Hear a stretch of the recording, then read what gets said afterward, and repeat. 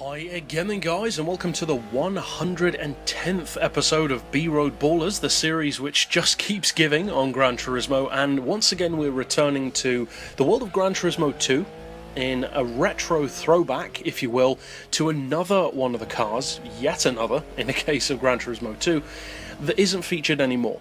This is another vehicle which would certainly, I think, make a great addition to modern Gran Turismo games, but for whatever reasons, be it licensing, prioritizing, whatever the case may be, they haven't featured many of the cars on GT2 after that game.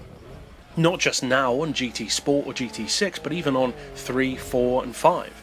This is a car which I think would be perfectly placed were it brought back. Not necessarily on GT Sport, but on more of a mainstream Gran Turismo game, a game where those more typical daily drivers and everyday cars are featured more heavily. And this car is similar to one of the others which we've already reviewed in this series, also from Gran Turismo 2, and that is the Nissan Sunny, aka the Pulsar GT-IR.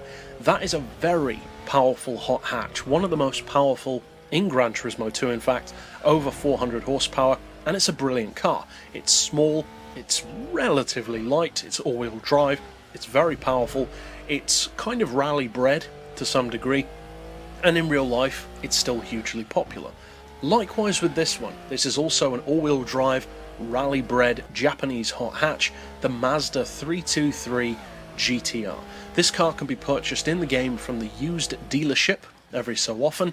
I can't recall the exact price, but you can sell it for about 2 or 3 grand, so I think it must have been about 5 or 6 grand to buy it, so it really is dirt cheap.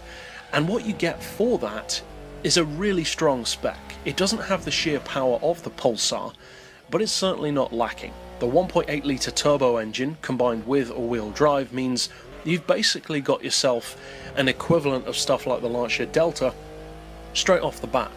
You're looking at 353 horsepower fully tuned, 300 pound-feet of torque, and in normal form it weighs 1113 kilos, and with the race modify conversion, which I'll also show in this video, you drop it down to 1079 kilos. So not a huge difference, about 30 kilos give or take, but that difference means that the horsepower per tonne goes from 317 in road form to 327. Across the board, very good numbers, certainly for an older hot hatch in Gran Turismo's life cycle, but even now those numbers would mean that this could easily bring the fight to even some hatchbacks with more power, your Golf R32s, your Audi S3s, your Ford Focus RSs or STs even. So beyond just its great raw numbers, what does this Mazda have to offer around the track?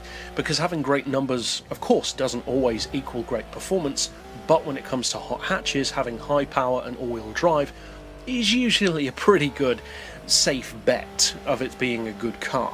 In the case of this one, that's definitely the case. This is one of my favourite hot hatches from Gran Turismo 2. To be honest, I like it even more than the Pulsar GT-IR. That's a fantastic car, and that one is far more powerful, but this one is so much more fun to me. It's very tail happy, but in a really controlled kind of way. You can absolutely fly around city circuits. Of course it's fantastic off-road as well, and overall it's just a pleasure to work with.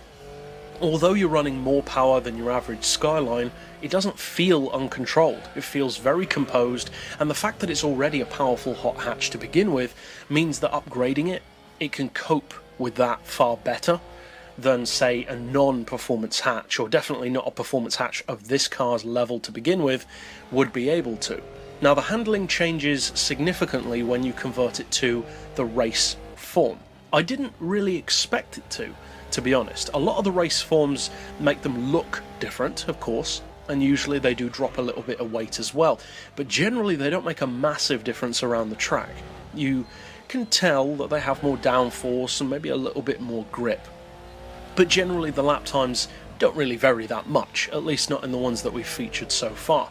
With this one though, as you can pretty much see from the lap times in the video, it makes a huge difference. In fact, in peak lap time form, over the 4 laps that I did with each car, the race modify version, despite having really only 2 advantages, and they were downforce and a little bit less weight, but even then, not that much, was around 6 seconds quicker when you compare my best lap to best lap. The best lap in the normal version, still in peak tune, was about a 136, 137. With this car, it was a 131. That is a huge difference. Now on any track, that would be a big difference, but on a circuit which only takes a minute and a half anyway, that really is a colossal difference between the two cars. The handling is notably different. Personally, I still prefer the normal car, in fully tuned form, but still the normal version, because I like the look of it more, and also it's more fun. When you do convert it to the race modify option, it is of course quicker, it looks the part more as a rally car, so each person will of course have to decide for themselves whether you want to do that or not. And of course you need to decide well, because once you've done it you can't remove that, and that goes for any car. You could always buy two though, have one normal one and one racing or rally version. It's certainly not that expensive a car to buy, although tuning it up does cost a fair amount.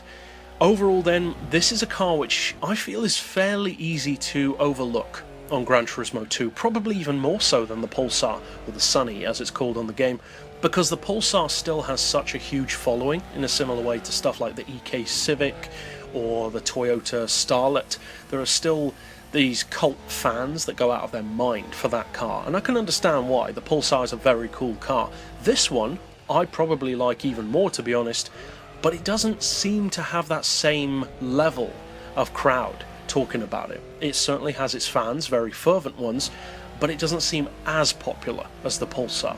That being said, this is a brilliant hot hatch, and although it doesn't have the sheer power of the Pulsar, I actually think it feels quicker. I don't know if it is or not, I'd have to compare the lap times, but if you haven't checked out this car and you have got Gran Turismo 2 or plan on getting it, this is one of those cars which is worth checking out, even if you buy it and don't do anything to it. Because as I said, it's only like 5 or 6 grand. I would recommend just picking it up and having some fun with it. Overall then, that's it for this particular installment. I'll see you guys next time, and as always, thanks for watching.